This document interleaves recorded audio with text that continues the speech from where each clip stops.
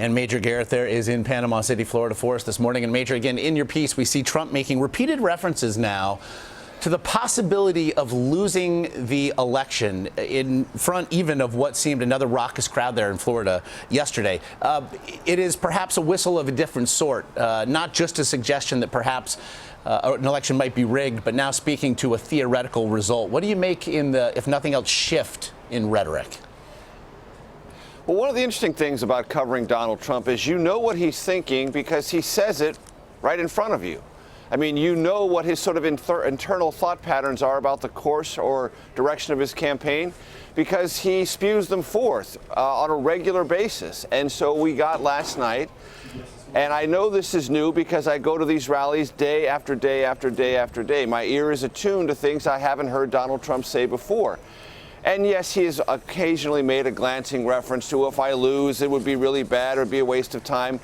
But last night, it was different. There were numerous and somewhat disjointed, meaning they were distributed throughout his remarks, references to losing Florida, losing the election, and this not working out.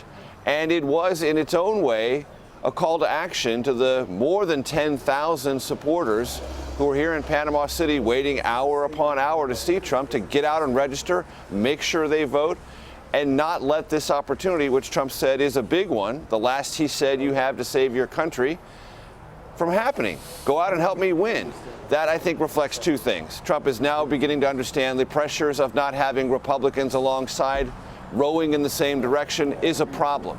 It does create logistical, field operation, and overall messaging problems for him.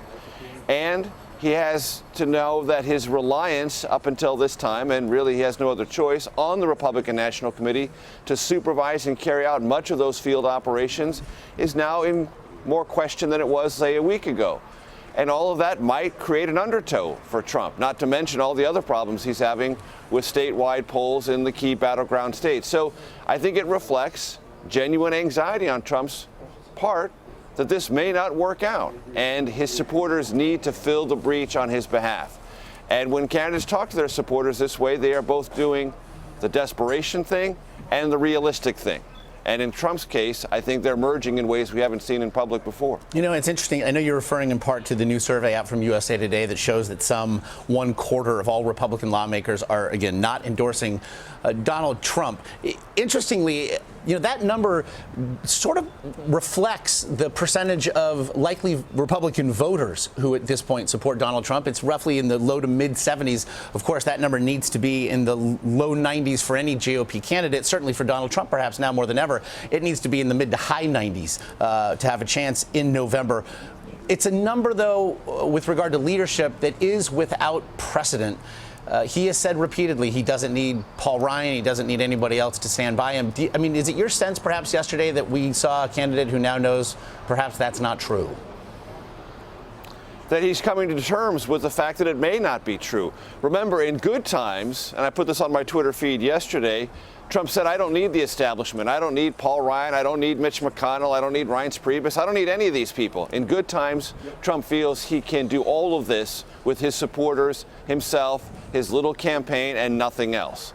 Now Trump is beginning to realize, or at least his rhetoric is beginning to reflect, that he might be realizing that this is a much larger competition requiring much more hands on deck than winning the primaries were, and a general election is, as many of us have said, a fundamentally different operation. And without Republicans helping and reinforcing and deploying their assets on behalf of a nominee, it's all the more difficult. Not impossible, but more difficult. And it's interesting mathematically to see this rough alignment, Josh, in the number of non-endorsers and that resistant realm of the Republican Party not willing to support Trump on the ballot, about 25%. It's not often that things line up that statistically neatly, but they have in this case. And it is, as you said, without any precedent in modern presidential history for a nominee to be this estranged from so many elected members of his party. Now, that does reinforce one aspect of Trumpism. I'm against the establishment. I'm something completely new. I scare a lot of entrenched politicians. Fair enough.